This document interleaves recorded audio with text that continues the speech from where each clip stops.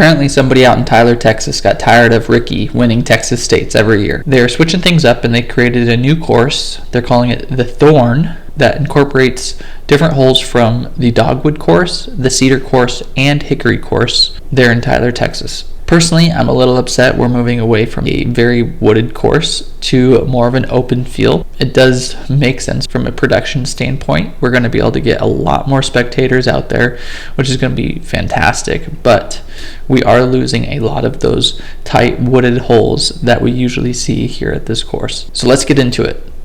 How would I play Texas States this year? Now, I'm by no means a professional disc golfer, but just by looking at the stats, looking at the course layout this year, and what I think is going to be a very calm, like good weather weekend for the tournament, I think the course is going to play very nicely for the pros.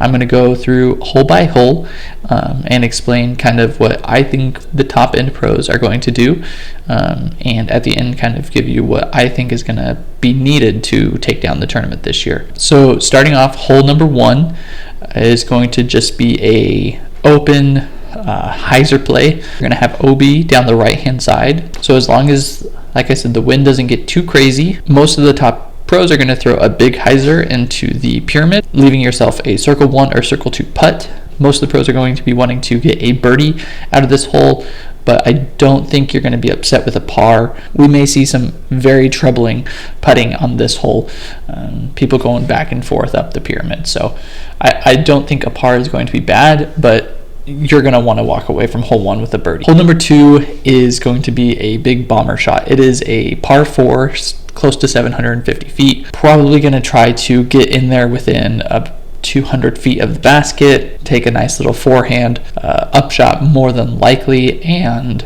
get that birdie, get that birdie. I think this hole will definitely play under par this weekend. Personally, I think if you don't start 2 for 2, you're going to be behind the pack going into hole 3. Now, hole 3 is not going to be a super difficult hole. You do have a double mando off the tee, fairly tight gap that you're going to have to hit, but most people are going to be able to throw a controlled forehand or turnover shot that's going to get you down near where you want to go. It's a downhill 540 foot par 3, so any of these guys are going to be able to reach that. The big thing is just going to be hitting that gap. Because you are playing downhill, it is going to be kind of a fast green, so you don't want to come in with a lot of speed, but at that distance, I don't think that's going to be an issue. Only if you come up short, you're going to have to play more of a touch approach shot than trying to sling something in there. I definitely think this is going to be a birdieable hole. It may play closer to par on the day, just because not everybody has that elite forehand distance. Alright, so moving on to hole 4, it's a par 4, 900 feet. It's going to be the second longest hole on the course, and really, personally, I think this is one of the few holes where you should be playing for par. Getting out of the first gap is going to be key, but you're going to leave yourself more than likely a 500 foot par 3 after your initial shot. And you might be able to get a nice approach shot to give yourself a circle 2 birdie look. I do not think we're going to see many birdies on this hole, and so I think you can play for par. You're not going to lose strokes on the field, and I think if I was out there playing, that would be my game plan. I think playing this hole for par is not only smart strategically, because I don't think you're going to lose strokes to the field, but having the game plan and executing it going into the next 4 holes, which is going to be the Dogwood holes on this course, is going to put you in a great mindset going into the woods. I think if you end up bogeying or double bogeying this hole moving into the woods, I think it's going to rattle a lot of people, and that's not what you want moving into a spot where you're going to have to hit tight lines. So I think playing for the par, getting in and out, is going to be the best scenario to where you're going. If you're -2, -3 going into the woods, you're going to be in a great spot. So moving on to hole number 5, like I said, we're moving into the Dogwood courses. If you're familiar with the Dogwood course, this is going to be the hole 16 from last year. It's going to play mostly a big turnover shot or forehand, not a lot of bogeys on this hole last year, but also not a whole bunch of pars. Not a whole bunch of birdies. I think this is going to be a safe par. If you get the birdie, that's fantastic. I think last year we were sitting right around a 25% birdie percentage on this hole, so definitely one that you would like to get, but I do not think it's going to be a big issue if you get par, because the majority of the field is going to be getting par on this hole. Moving on to hole number 6, it's going to be a par 4, 555 feet. Last year we saw some people going over the top. I think we saw 2 eagles on this in one round. Calvin Heinberg walked away with an eagle. So if you have that elite distance, you are going to be able to get there. But most of the people are going to want to walk away with a birdie. I do not think you're going to be punished too much by going and being aggressive. The pro should definitely be walking away with a birdie in this situation. So now this is where we're moving really into the woods. This is going to be hole 7, par 3, just under 300 feet. This is Dogwood Course, hole number 2. You're playing over the stream that kind of weaves in and out of the line here with a couple of bridges. Those will be played OB.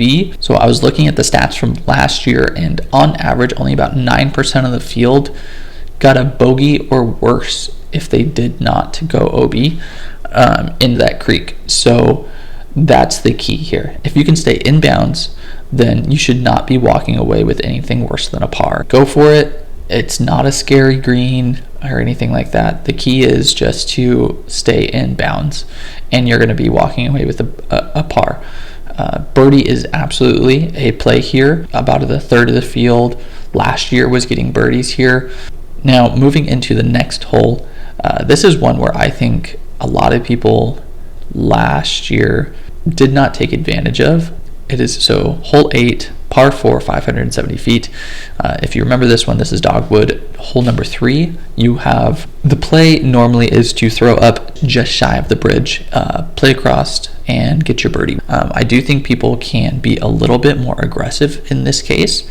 We saw multiple people who ended up going OB and still walking away with a par last year. So I think if you want to, you can absolutely get more aggressive here, because even if you do end up in the creek, you can still get up and down for a par, and you will not be losing that many strokes to the field. So that is actually it for the Dogwood Course holes this year. We are in and out of the woods pretty quickly.